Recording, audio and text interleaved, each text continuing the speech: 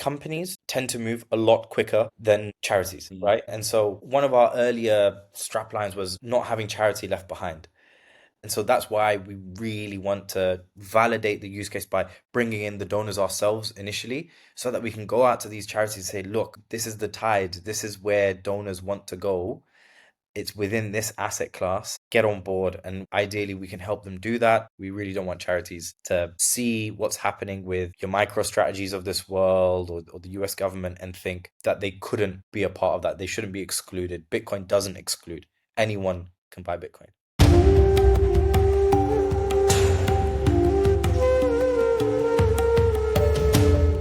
Welcome back to Bitcoin for Professionals. Today we have a special guest, Sadiq, and I'm joined by my co-host, Harris Ifran. How's everyone doing today?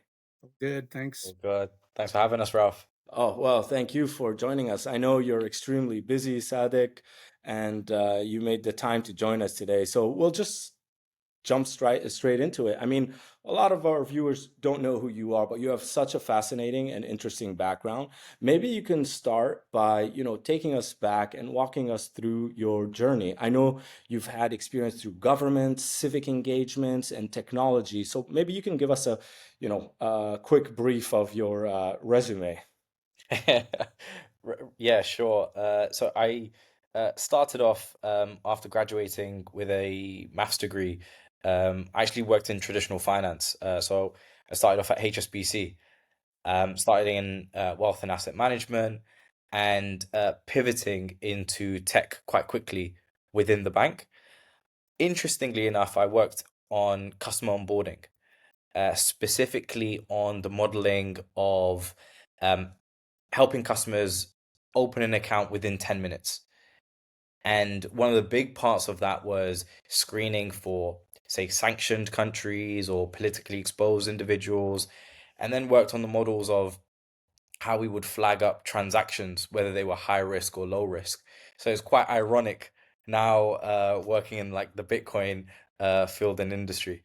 And then straight after that, I went into Islamic finance. So took a lot of the knowledge there and worked at Wahid, which is the largest global fintech, helping Muslims invest in Sharia compliant funds, but also real estate and gold, and also crowdfunding as well. And whilst I was there, launched their crowdfunding platform, but also the Waqf as well, which I'm happy to go into a lot more detail later on. But it's essentially an endowment fund that people can donate into, but the money is invested and then distributed to charity. And actually, very recently in September, I quit my job to kind of go on this self-discovery of looking at potentially my own Islamic fintech, and that's what made me stumble upon Evergive, which again we can talk about. But what I missed was side of my Islamic finance, traditional finance background. I launched an organization called Muslim Census, which is a social impact organization gathering insights and data within the Muslim community, specifically in the UK. And from there, a lot of the kind of civic engagement and kind of government policy work has come about.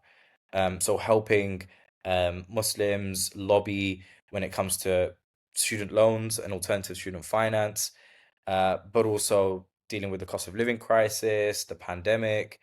And so that's been like super interesting stuff.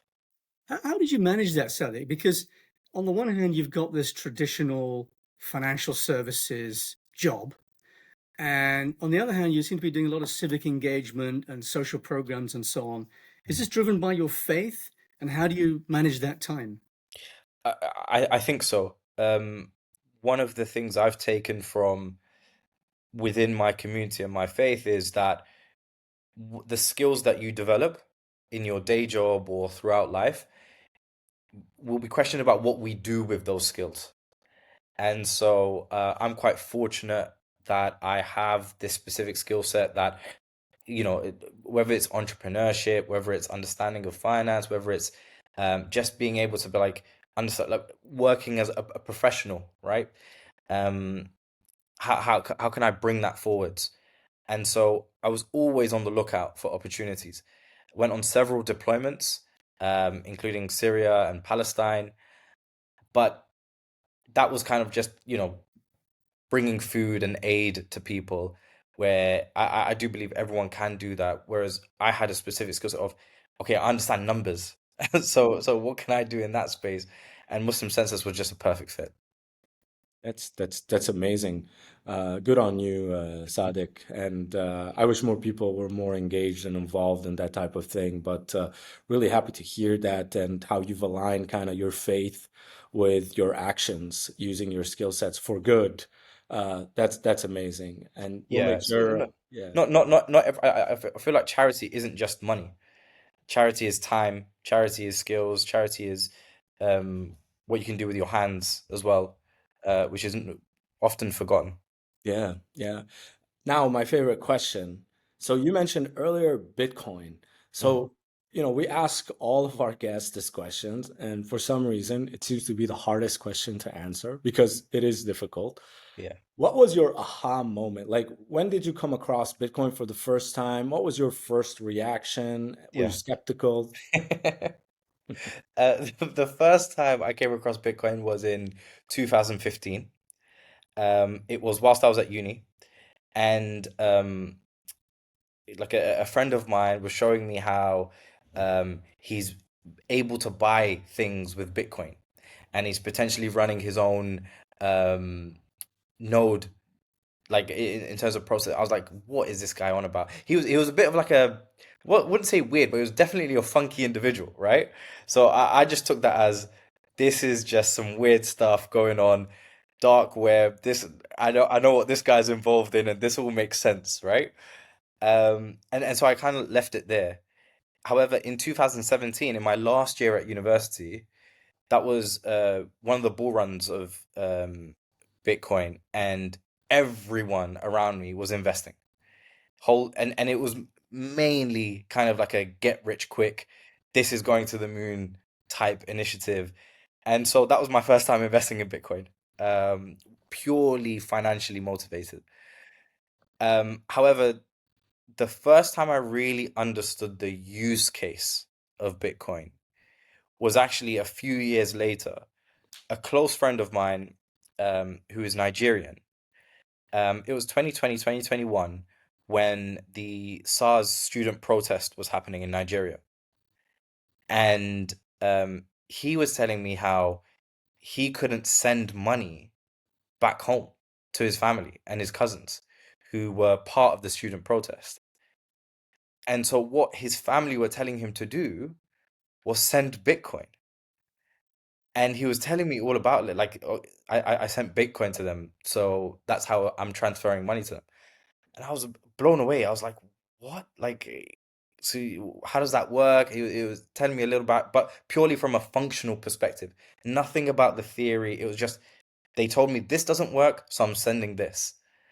And that kind of stuck in my mind. I still remained a little bit of a skeptic when people told others to invest in Bitcoin, and Harris can attest to that. I've had in the past back and forth with Harris on social media about, like, perhaps it's unwise telling people, but slowly over the years, and I think taking the time out of work gave me that opportunity to really understand the theory. I read the Bitcoin Standard, um, listened to Harris's podcasts in the past as well, and just completely amazed by the technology.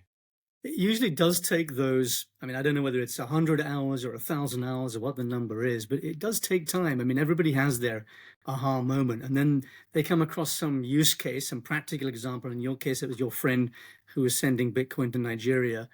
And then they go down the rabbit hole and they start reading Saifuddin's book and they start watching podcasts, Mm, and those 100 or 1,000 hours or whatever start clocking up, and eventually they realize they're so far down the rabbit hole that they can't believe they didn't see this earlier. So absolutely. you've had that classic journey. Yeah. Yeah. And Tell us and about Saifuddin is, oh, sorry, Harris. I yeah, just go. one comment. I mean, last week we had a very interesting lady, Susie Riley, and her aha moment was really triggered also by Saifuddin's book. I mean, I think we're at a point where that book is becoming, historical book when it comes Mm. to Bitcoin and will be spoken about. I mean, it was my triggering moment, but also pain as well. But yeah, just want another shout out to Saifuddin because that book really changed many lives. He's doing great dawah with that book. Absolutely. Very much so. Yeah. Yeah. Yeah. Tell us a bit more about Evergive. What's its vision? What's its mission? Who does it serve? What's it all about? Yeah. Um, so I'll take a few steps back. Uh, Part of my work with Muslim Census, we did a study on the cost of living crisis, and how Muslims were struggling to deal with rising costs, struggling to pay debt, bills, and actually relying on like food banks and so forth. And so I wanted to really understand how charities were supporting.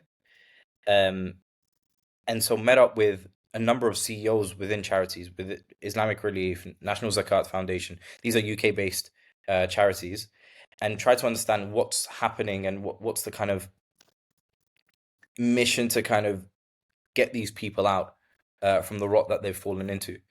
And apologies, I'm giving kind of like a long-winded answer of how we've got to Evergive, but they describe these struggles within charity, which is the majority of charity giving is one time and immediate. There's a high time preference, not a low time preference that Harris you speak about. It's people want to donate and get to someone's hands immediately, which is definitely valid and important. And charities are running all their marketing and their campaigns to we are solving this thing that's happened right now, and they forget about the long term picture. And so every single year, because of the rising costs and more people falling into this rot, they've got this burden of fundraising that just keeps increasing every single year. And so the charity platforms that the founder of Evergive has run previously has raised hundreds of millions. But every single year, charities are coming back and saying, we need to now raise more. And the pressure increases to raise more as well.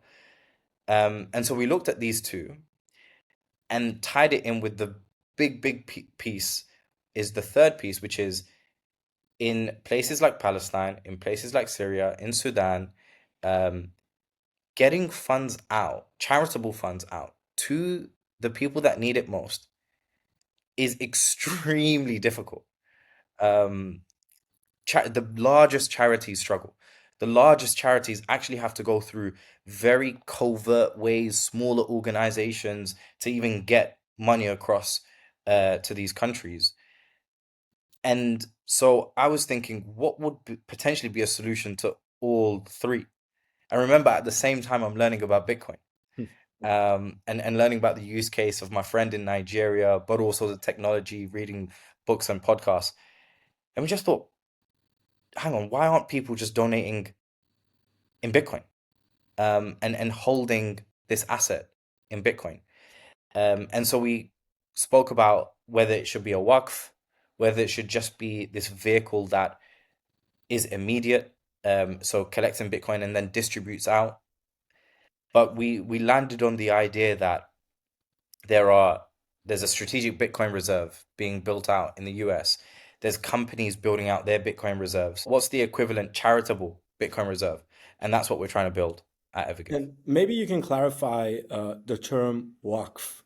Maybe you Yes, can elaborate a little bit about that for our audience. I mean, even for me, I mean, I have a yes, very primitive understanding of it, so it would be really helpful. yes. So a Waqf is very similar to the concept of an endowment, where the initial principal donation is invested into whatever asset. It could be a property, it could be a business, um, but the profits are then distributed out to charitable causes. So in this scenario, we're using Bitcoin as that asset, and the appreciation is what we would be distributing out to charity. Very interesting. And how did you get them to get on a Bitcoin standard? So this is it. We're on that journey. We launched just a few months ago in January, where we started having our first conversations. Ralph and Harris, around Bitcoin custody. But we're at the point now where we have 5,000 committed donors giving monthly, but also we've raised north of $2 million to actually invest in Bitcoin. And on the 27th night, we made our first initial investment. 27th night of Ramadan, we made our first $100,000 investment into Bitcoin. So yeah, we're on that journey. We have got a few charities completely bought in, a few other charities skeptical, but over time we need to become a thought leader within this space of charitable giving using Bitcoin. And I'm sure as the years go on, charities, they're experiencing these problems firsthand. They will understand and they will come to understand that Bitcoin is a potential solution. Are you able to name some of those charities yet? Yes, yeah, yeah, yeah. Some of the largest charities actually in the UK, we have Islamic Relief, committed, and they're on our website. We have Muslim Aid, we have Human Relief Foundation, Orphans in Need. Again, they are Muslim-based charities, Muslim-centric charities, just because that's our network. But we do want to expand beyond that. Evergive isn't just a Muslim-based endowment fund Waqf. We want to support charitable causes across all. So just to get this clear, you've managed to persuade these charities who historically have not tended to do asset management in the way that anyone who works in financial services would understand it. They are charities that take in money, typically very heavily during the month of Ramadan, and immediately distribute it. They don't like to hold anything. Mhm. So you've managed to persuade these charities Yes. to say, right, if you give us these some of your funds, we will then manage them on a Bitcoin standard as an endowment, as a Waqf to distribute on a regular basis. Yeah, just to correct there, obviously that would have been amazing, and that is the goal. But our initial agreement is we, as Evergive, will bring in the funds. Ah, So it's not Islamic Relief, for example, giving us a portion of their funds. It's we've built our own platform. We would like your name and credibility attached to this platform, and we will be paying out charitable grants to you, but we will be responsible right. to bring in those donations through our own marketing, through our own efforts. And what we want to do is great. They're on board with that because essentially to them it's free money down the line, right? Mhm. But what we want to do is validate the use case, validate the appetite, um, and then bring them on fully on board to, okay, now bring some of your donors across or bring some of your donations across. Um, and I'm sure again that's the kind of intention later down the So line. it sounds like it's not internally that you have to convince anyone because you are a Bitcoin only endowment. So Yes, internally you're all on board. This is why you founded this. It's externally to your client recipients, the recipients of the donations, who need to be convinced that this is a good way for them to receive donations. Is that yes, right? yes. And we've already started doing a few sessions with a few charities explaining why we've chosen Bitcoin, how the model works. And again, we're learning all the time about the kind of questions or skepticism that comes up, and hopefully like dealing with them more gradually. I can see us in a few months' time holding maybe a bigger event, bringing loads of charity heads along and explaining how Evergive works. And there's some charities that are beyond us. Like they're already accepting crypto donations on their platform, Mhm. and this is kind of like, oh, amazing! Now a Bitcoin endowment or Bitcoin Waqf. So they're already like on board. So yeah. So what's the pushback? I mean, what's the skepticism? What are typically the questions that you're being asked? Yeah, we're still getting the kind of this isn't Sharia compliant, Uh-huh. Harris. So we might need you in those conversations. But uh, You must know that you must be quite familiar with some of those arguments, yes, though, right? I mean, yes, yes. what It's what's your always typical comes down response? to it's gambling. It's a speculative Yeah. asset. Um, Apologies, Harris. I've forgotten the word. Is it ghaira or gharar? You've got Macer and you've got Gharar. So you've got uncertainty and you've got gambling. That's it. That's the term that I hear a lot. And then of course the volatility. Hmm. But also, um, because one of the problems that I mentioned at the beginning is charities have such a high time preference that they want the money now. Yeah. They need to support so and so cause next month. What's the point waiting 4 years? Mm. Again, that's why we're starting to talk to some of the biggest charities first and getting that bigger buy-in, because they have that horizon to look a year, 2 years, 3 years down the line, whereas the smaller charities potentially don't have uh, the same luxury. And are these trustees or folks you're talking to at the charity level, are they sophisticated in the sense, okay, so you have to talk to like normal people, not like some finance guru who understands metric, which makes it, I'm assuming, harder. Because if Absolutely. you show a traditional finance portfolio manager some statistics about Bitcoin's performance distribution curve, uh, they can't deny that, okay, yeah, this is a better asset than everything Yeah. else. And if you just hold it, okay. So that's quite fascinating. And So and we're, yeah, we're, we're trying to we're trying to kind of it's great to talk about the performance. mm, And look, Bitcoin is a 2x, 3x, 4x multiplier on the S&P, whatever it is. That's great, but that's not the number one reason we're using Bitcoin.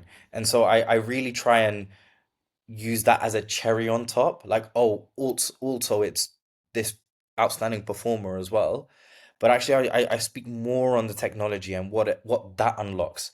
The the the decentralized aspect, the it's not prone to an inflationary risk, but also you can get this money anywhere. You can pay out to anyone who needs it the most. They're the kind of areas I try and focus on the most. I think one of the harder parts is the complexity that comes after they understand the general value proposition, which is okay, limited supply, can't be debased. And then it becomes a conversation about how can I hold it? How do Mm. I move it? How do I manage it? I think it's a lot for a lot of people, but good on you. And a personal question for you. So, yes, for them, there's a value proposition, but for yourself, did you decide to push the 100% Bitcoin endowment for personal reasons like faith, or does it align with your values? I'm just curious on a personal level. We had a lot of back and forth on this. So it was going to be initially Bitcoin 25%, and a mixture of assets, whether that be public equities or real estate, was going to make up the rest. And eh, through feedback from donors, a lot of like pushing out, look, would you donate to this? Would you? As you can imagine, people aren't ready for 100% Bitcoin endowment if you propose it in this way. Um, where I came to in the end was, okay, if we were to invest in real estate, right? What what does that do to the real estate market? What does that do to people that are trying to buy a property for the first time?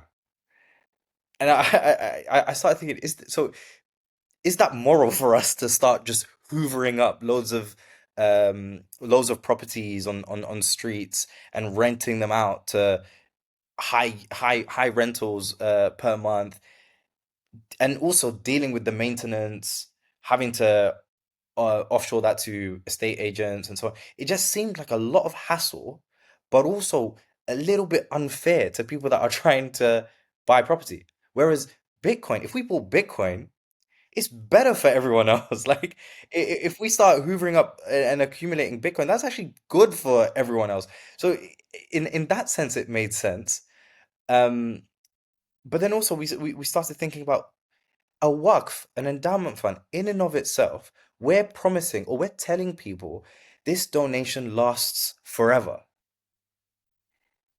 How can it last forever with any other asset? You can tell I've been completely orange pilled, right? But like, how can it last with any other asset? It's we're I wouldn't say lying to people. We're not choosing the best asset for what we are claiming to try and achieve. And so we just thought it has to be 100% Bitcoin. It has to be. Um, and I feel like in 4 years' time, people will look back and say it was amazing, it was genius. This is what the charitable industry needed. But right now, we're getting a lot of pushback for that. But yeah, let's see how it lands. It's funny. I mean, in the world away from charities, just consumers generally, the general public. I have a family member who has a hefty student loan. Mm. He's got himself a good job. He is paying it down over time. It's like a tax on him, essentially. Absolutely. Yeah. He wants to save to buy his first place. I mean, his generation is really struggling because house prices are stupidly high in the UK and elsewhere in the world. And I've been telling him for years now, mate, please listen to what I'm saying. If you want the soundest form of money, the hardest asset in the world, it's got to be something that's sound money that doesn't depreciate like the dollar or the pound or whatever. And you need to be looking at asset classes like gold, but better. At least what's better now, and that's Bitcoin. And for years, I've been telling him this, and he's been watching himself pay the student loan and still not able to afford a house. And if he'd listened from the beginning, he'd be able to afford the deposit for his house by now. But he's started to come round to it now. He's seeing that, okay, maybe I need to start drip feeding my monthly salary, part of my monthly salary, just like I would pay my pension or my ISA, which is the UK equivalent of a tax wrapper on savings, stocks and shares savings.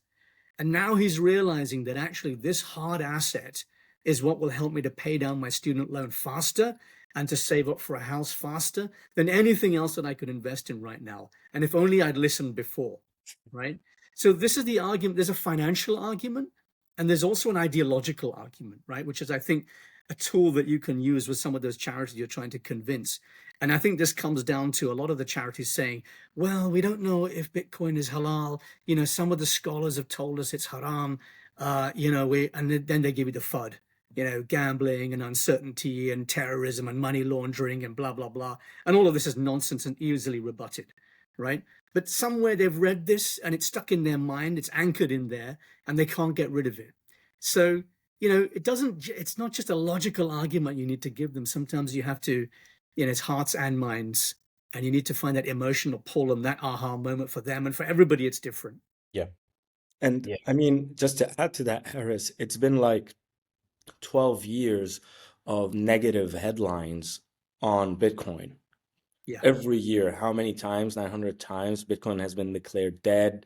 But I think since 2024, since, for example, the likes of BlackRock and Fidelity entered into the market, now they are pushing back on that narrative. And I think yesterday or the day before, you had Larry Fink, CEO of BlackRock, come out and say that, if the US doesn't get its finances in order, it's going to lose its reserve status to digital assets like Bitcoin.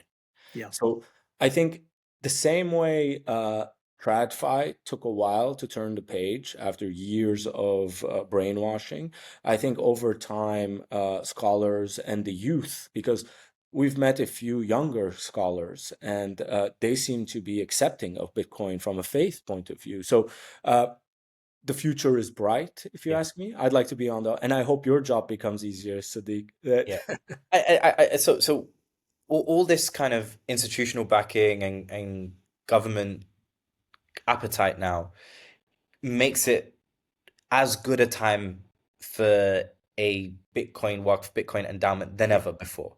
Agreed. If we launched 2 years ago, or 3 years ago, or 4 years ago, it wouldn't have been as near well received. Yeah.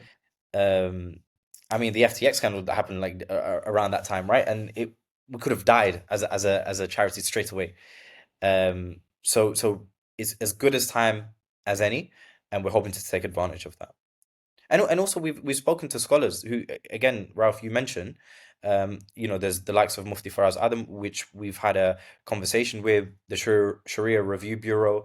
They've informed us. We've gone to the scholars. We've seen like, okay, here's what we're trying to do. Here's how we're trying to achieve it, and they've given it the kind of initial green light in terms of Bitcoin as an asset. So we're happy to plow on and wait for everyone to get to that realization point, which they will. I really think they will.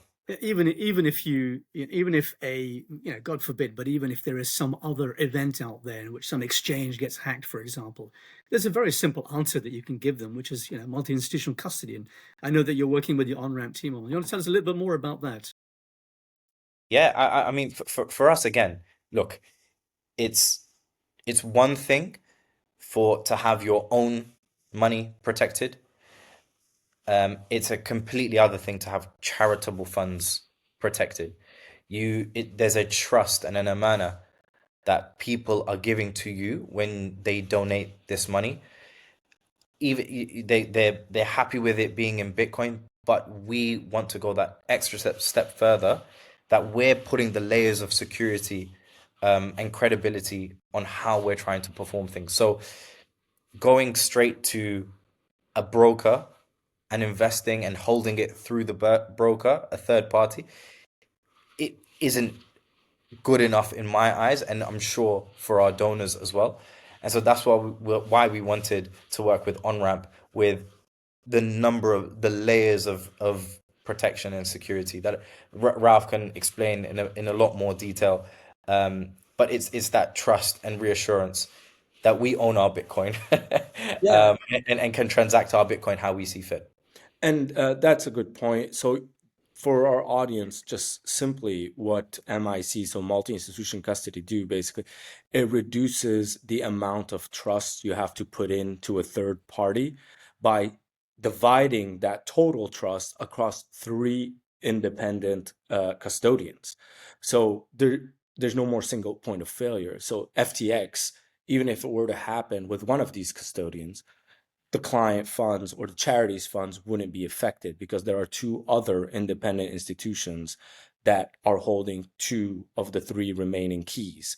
So it's really a safeguard. It adds robustness. And like you said, extra layers. I like to view it, if you're a video gamer, it's like you've acquired an extra life that you can afford to lose and continue on. So that's my view. Shifting gears, quick question for you. Even though we all know the answer, to you and to your team, Bitcoin is halal. But I'm curious to know why you would label it as halal from your point of view. Yeah, it's an interesting question. I guess it's probably uh, better answered by Harris, to be honest. Um, but I believe everything is halal until proven haram, right? And everything I've heard on the other side of the reasons why it's haram aren't valid when you really understand how Bitcoin works. So the likes of it's gambling, it's it's speculative, it's volatile, as any asset is. Um, that's what, nothing has convinced me that this is a haram asset, and that's why I'm confident and comfortable enough Yeah, to consider it halal. it's a very Harrison, you important wanna add? legal maxim, very important from a Sharia perspective, is that if it's not been declared haram, then it's halal. And the basis on which scholars have declared it haram are factually incorrect. And it's total misinterpretation of how Yeah, economics and finance works. So then you can look at the positives. And the positives I put forward are the spiritual alignment. It's actually a very Islamic form of money because it's low time preference, because because it's anti-inflationary. It's therefore also anti-riba. It can't be created from nothing, and that's an extremely powerful argument within the context of Islamic economics. Fiat money, in contrast, would effectively be deemed haram, except if there wasn't any alternative, which there is now. So it's kind of weird when you say this to Muslims and they hear it for the first time. You tell them, well, actually, all that stuff you've been transacting with for the past 100 years, it's actually haram because it's created from debt, right? So it's riba based. All fiat money is riba based. And Bitcoin is anti-riba, it's anti-inflationary, and it believes in saving and investing for the future. So it's inherently about sustainability and vicegerency, this concept of khilafah, of stewardship, a custodianship for the planet, which is what we as humans are. And that completely accords with an Islamic philosophy of low time preference and preparing for our hereafter, not for the here and now.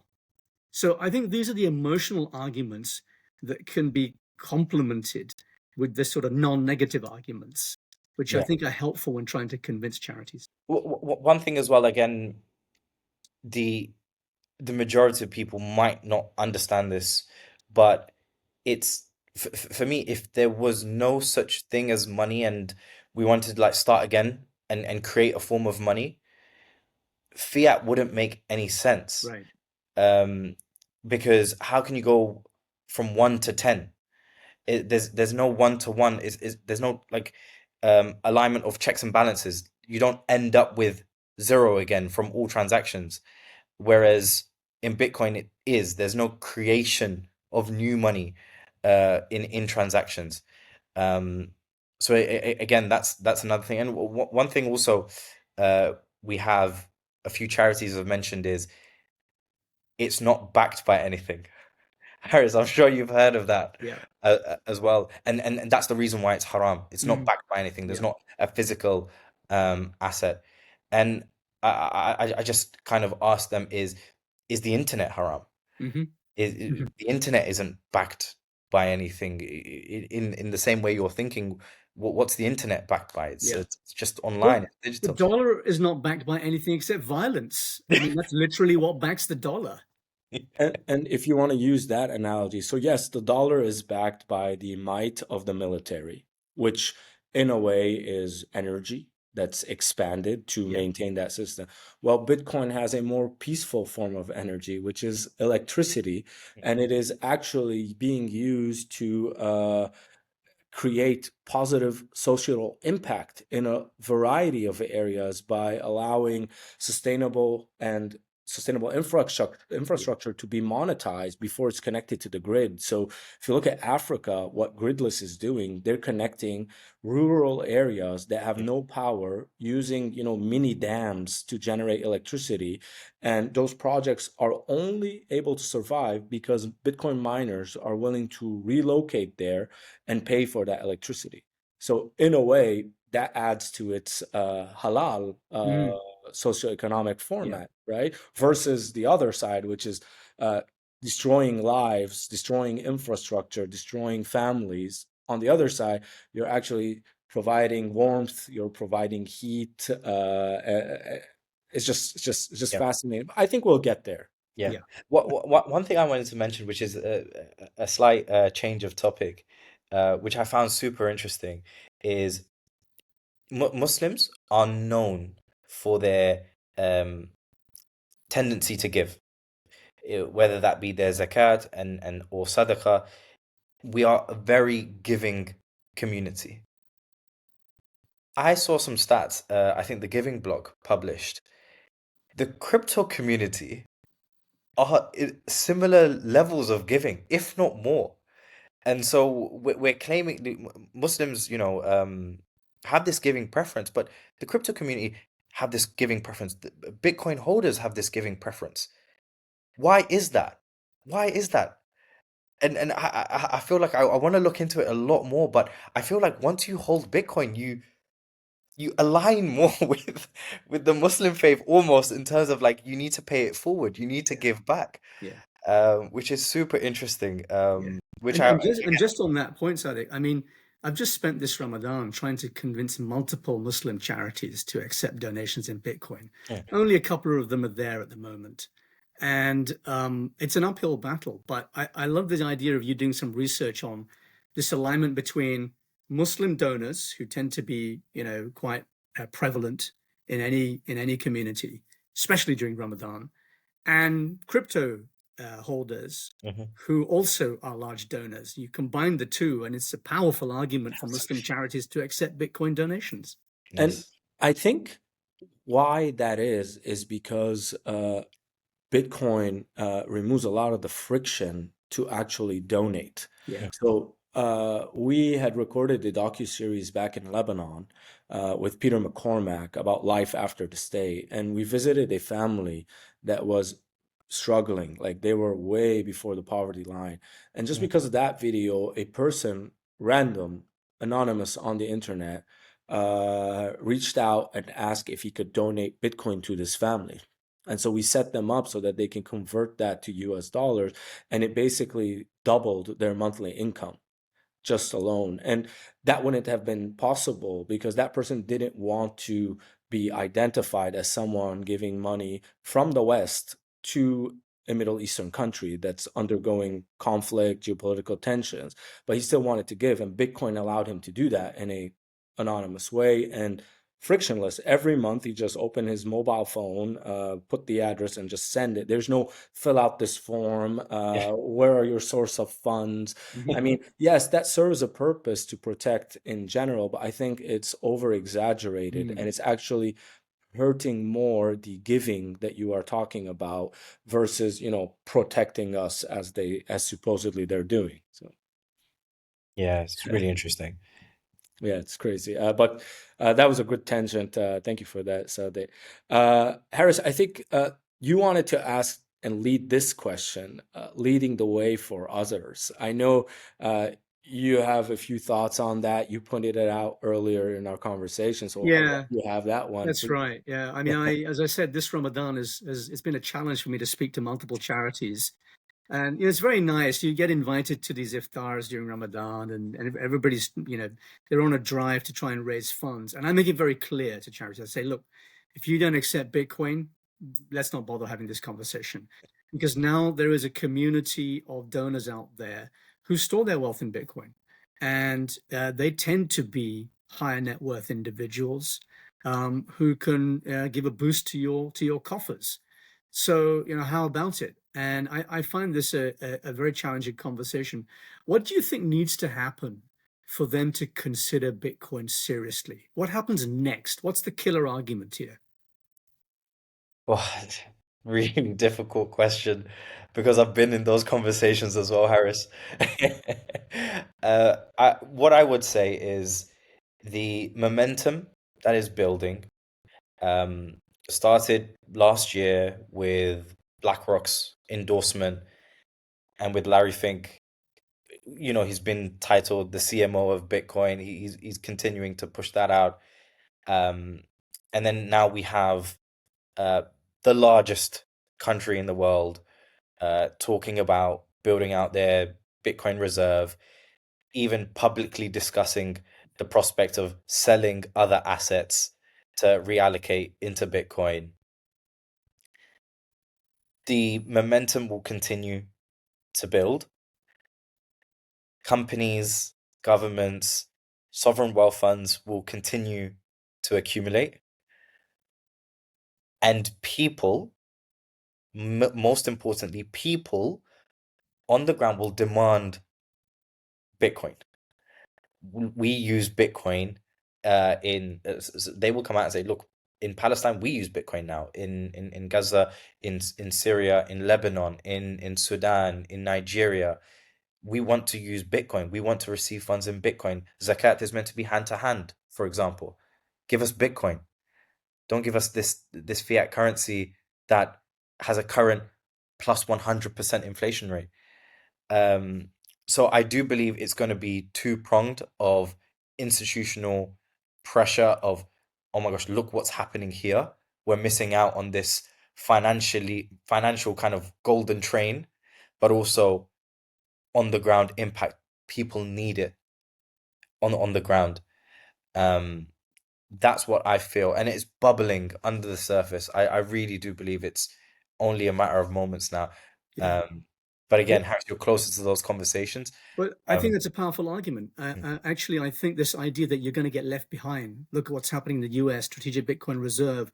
Look at what sovereign wealth funds are doing. Look at what's happening in Abu Dhabi, for example. yes, absolutely. I mean, these are powerful arguments because you're telling people you risk being left behind. And actually, I'm reminded of a famous scholar called Professor Mahmoud Al-Gamal, who made the argument that if everybody's indulging in a fiat-based riba system and you're the only one who's not, and you have no other option, then you need to use it as well. You're gonna be left Because behind. it's Yeah, like absolutely. everyone in the world has nuclear weapons except for you. You end up becoming the slave of everybody else.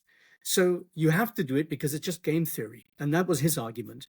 And So and I think that's a powerful argument. and Um, that's what that was the actual ruling given to be able to invest in stocks in right, within the stock market, and it was the potential of like being left behind. Absolutely. And absolutely, yeah.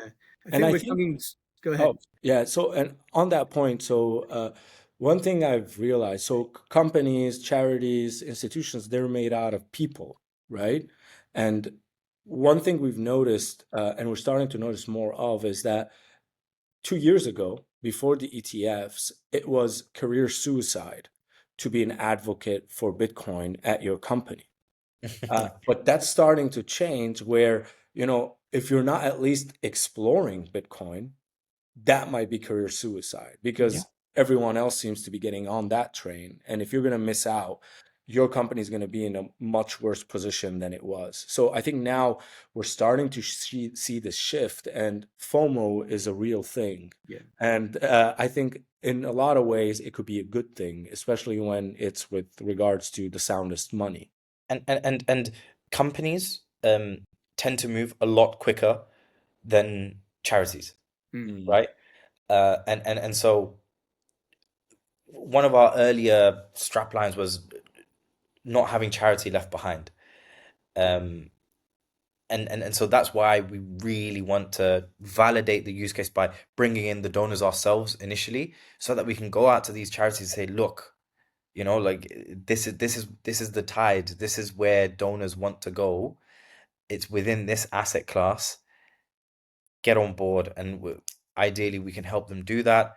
Um, I know National Waqf set up a lot of Waqfs for charities. We could be the kind of alternative for Bitcoin. But yeah, that's kind of what we're thinking. We really don't want charities to see what's happening with your micro strategies of this world, or the US government, and think that they couldn't be a part of that. They shouldn't be excluded. Bitcoin doesn't exclude.